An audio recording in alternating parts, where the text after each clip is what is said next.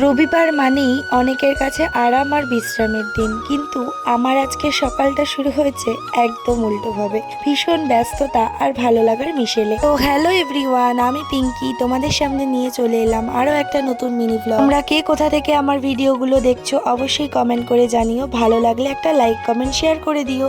সকালবেলা chia seeds আর উষ্ণ গরম জল, যেটা আমি রেগুলার খাই, সেটাই খেয়ে নিলাম। আর এখন গ্রিন টি আর দুটো বিস্কিট খেয়ে নিলাম। তারপর সোজা চলে গেলাম একটু দুধ চা করতে।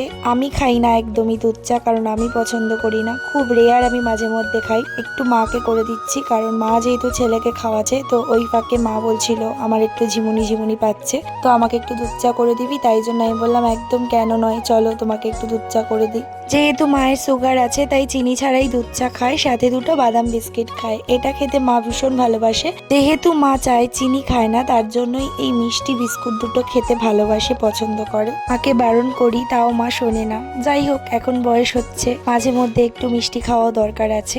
আর এখানে দেখো আমি এখন দুধ জাল করে নিচ্ছি, কারণ আমি আজকে সকালবেলা ছানা খাবো।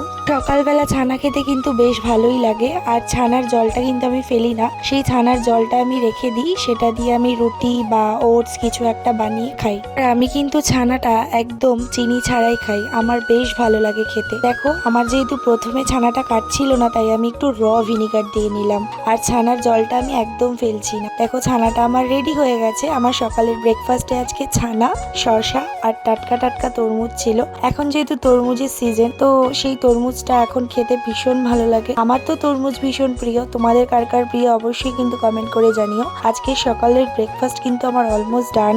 গরমকালে এই তরমুজটা পেলে কিন্তু ভীষণ ভালো লাগে, আর সবার জন্য গরমকালে তরমুজ খাওয়া কিন্তু ভীষণ উপকার। তরমুজ কিন্তু আমাদের শরীরকে ভীষণ হাইড্রেটেড রাখে।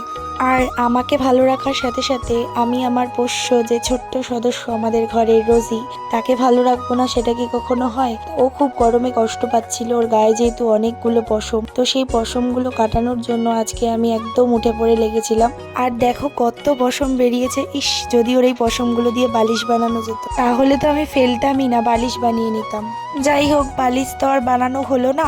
তোমাদেরকে দেখাই কতগুলো পশম বেরিয়েছে, তোমরাই নিজের চোখে দেখে নাও। তোমাদের সাথে একটু মজা করে নিলাম, এই বালিশ বানালে সারা রাত আর ঘুমোতে হবে না। সমস্ত কিছু পরিষ্কার করে চলে গেলাম সোজা পুজোর কাজে। আজকে ছিল আমার দেওরের নতুন দোকানে অক্ষয় তৃতীয়ার পুজো। গরমটা যেহেতু হঠাৎ করেই ভীষণ পড়েছে, তার জন্য সেরকম ভাবে কাউকেই কিছু বলা হয়নি পুজোর ব্যাপারে।